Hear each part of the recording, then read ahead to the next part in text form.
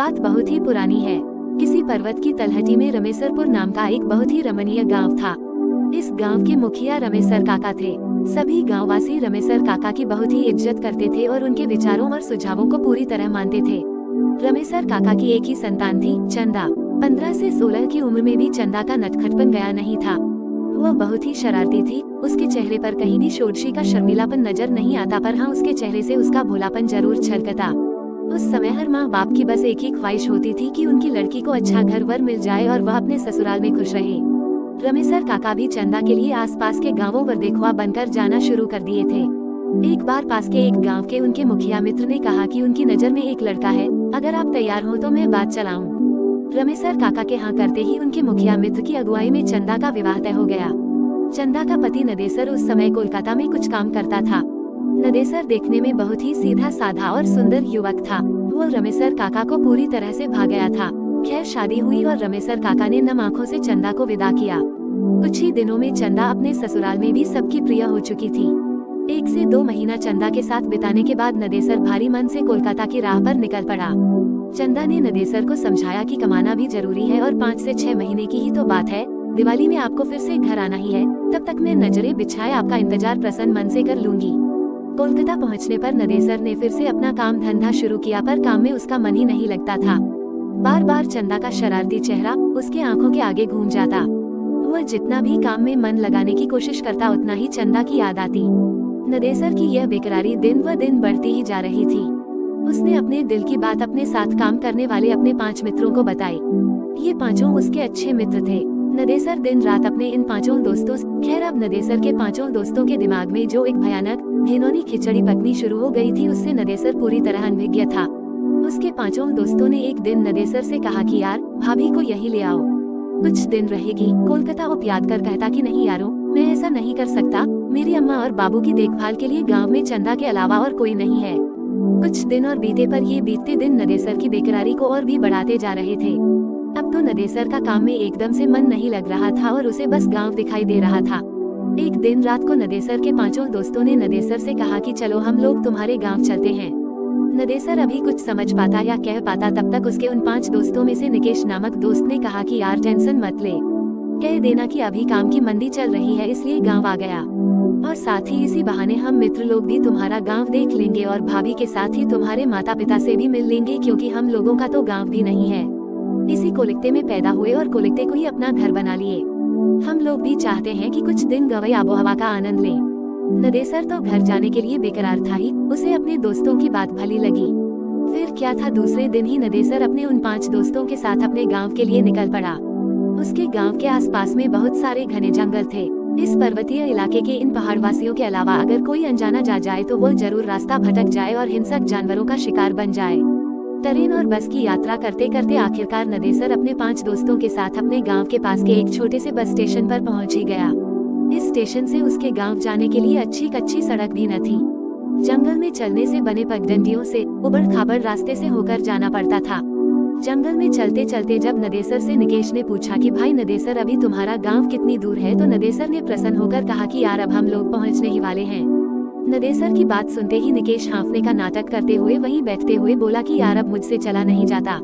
उसकी बात सुनते ही नदेसर ने कहा कि यार हम लोग पहुंच गए हैं और अब मुश्किल से 5 मिनट भी नहीं लगेंगे। पर नदेसर की बातों को अनसुनी करते हुए उसके अन्य 4 दोस्त भी निकेश के पास ही बैठ गए। अब नदेसर बेचारा क्या करे, उसे भी रुकना पड़ा। नदेसर के रुकते ही निकेश ने अपने हाथ में लिए झोले में से एक अच्छी नई साड़ी और साथ ही चूड़ी आदि निकालते हुए कहा कि यार नदेसर, हम लोग भाभी से पहली बार मिलने वाले हैं, इसलिए उसके लिए कुछ उपहार लाए हैं। उसकी बात सुनते ही नदेसर ने कहा कि यारों इसकी क्या जरूरत थी, पर निकेश ने हंसकर कहा कि जरूरत थी भाई, हमारी भी तो भाभी है, हम पहली बार उससे मिल रहे हैं तो बिना कुछ दिए कैसे रह सकते हैं। इसके बाद निकेश ने कुटिल मुस्कान चेहरे पर लाते हुए नदेसर से कहा कि यार नदेसर, क्यों ना भाभी को सरप्राइज दिया जाए। एक काम करो, तुम घर जाओ और बिना किसी को बताए भाभी को घुमाने के बहाने यहाँ लाओ। हम लोग यहाँ भाभी को ये सब उपहार दे देंगे और उसके बाद फिर से तुम दोनों के साथ तुम्हारे घर चलेंगे। बोला नदेसर हमें हाँ मिलाते हुए तेज कदमों से घर की ओर गया और लगभग 30 से 40 मिनट के बाद चंदा को लेकर दोस्तों के पास वापस आ गया। फिर क्या था, चंदा से वे 5 दोस्त एकदम से अपनी भाभी की तरह मिले। चंदा को भी बहुत अच्छा लगा। इसके बाद जब चंदा ने उन्हें घर चलने के लिए कहा तो अचानक उनके तेवर थोड़े से बदले नजर आए।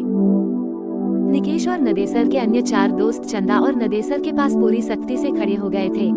चंदा और नदेसर कुछ समझ पाते इससे पहले ही निकेश ने दांत भींचते हुए तेज आवाज में नदेसर से कहा कि साले, मैं अपनी बहन की शादी तुमसे करना चाहता था, पर तुम बिना बताए गांव आकर अपनी कर लिए।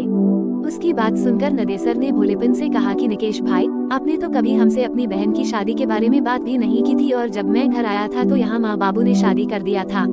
भला मैं उन्हें मना कैसे कर सकता था। पर नदेसर की इन भोली बातों का उन 5 दैत्यों पर कोई असर नहीं हुआ। उनमें से 2 ने नदेसर को कसकर पकड़ लिए थे और 3 चंदा का चीरहरण करने लगे थे। अभी नदेसर या चंदा चिल्लाकर आवाज लगा पाते इससे पहले ही उन दोनों के मुंह में कपड़े ठूस दिए गए। फिर निवस्त चंदा और घनेसर को उठाकर वे लोग कुछ और घने जंगल में ले गए। घने जंगल में ले जाकर उन लोगों ने नदेसर की हत्या कर दी और चंदा की इज्जत से खेल बैठे। लगभग वे 5 नरपिशाच घंटों तक चंदा को दागदार करते रहे। वह चिल्लाती रही, भीख मांगती रही, पर उन भेड़ियों पर कोई असर नहीं हुआ। अंततः अपनी वाली करने के बाद उन 5 ने चंदा को भी मौत के घाट उतारकर वहीं जंगल में सूखी पत्तियों में उन्हें ढंक कर आग लगा दिए। आग लगाने के बाद ये 5 दोस्त जिधर से आए थे उधर को भाग निकले। जंगल जलने लगा और जलने लगे चंदा और नदेसर के जिस्म। सब कुछ स्वाहा हो गया था। इस आग से आसपास के गांव वालों को कुछ भी लेना देना नहीं था, क्योंकि जंगल में आग लगना कोई बहुत बड़ी बात नहीं थी। कभी भी कोई भी अपनी लंठई में जंगल में आग लगा दिया करता था। धीरे धीरे समय बीतने लगा। रात तक जब चंदा और नदेसर घर नहीं आए तो नदेसर के पिताजी ने नदेसर के आने और चंदा को लेकर जाने की बात अपने पड़ोसियों को बताई। उसी रात को नदेसर और उनके कुछ पड़ोसी मशाल लेकर चंदा और नदेसर को खोजने निकल पड़े। काफी खोजबीन के बाद भी इन दोनों का पता नहीं चला।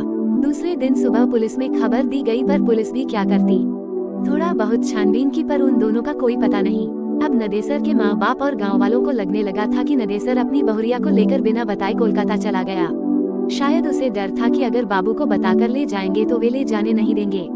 आखिर कोलकाता में नदेसर कहाँ रहता है, क्या करता है, इन सब बातों के बारे में भी नदेसर के माता पिता और गाँव वालों को बहुत कम ही पता था। धीरे धीरे करके 8 से 9 महीने बीत गए। अब नदेसर के माता पिता बिना नदेसर और चंदा के जीना सीख गए थे। इधर कोलकाता में एक दिन अचानक निकेश के घर पर कोहराम मच गया। हुआ यह था कि किसी ने बहुत ही बेरहमी से उसके गुप्तांग को दांतों से काट खाया था।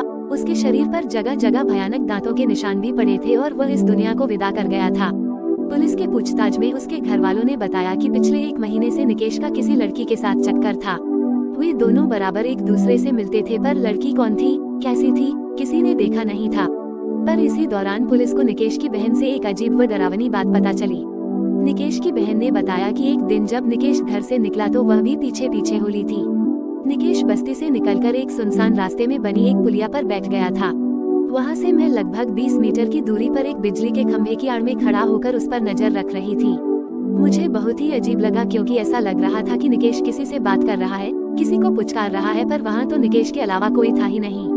फिर मुझे लगा कि कहीं निकेश भैया पागल तो नहीं हो गए हैं ना। अभी मैं यही सब सोच रही थी, तभी एक भयानक काली छाया मेरे पास आकर खड़ी हो गई।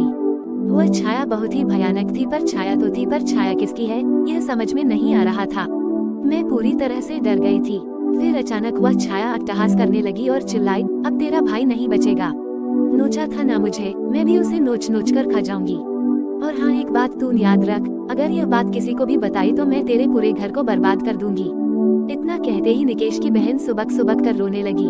इतना सुनते ही पुलिस और आसपास जुटे लोग सकते में आ गए और पूरी तरह से डर भी गए, क्योंकि निकेश का जो हाल हुआ था वह यह बयां कर रहा था कि इसके साथ जो हुआ है वो किसी इंसान ने नहीं अपितु भूत प्रेत ने ही किया होगा।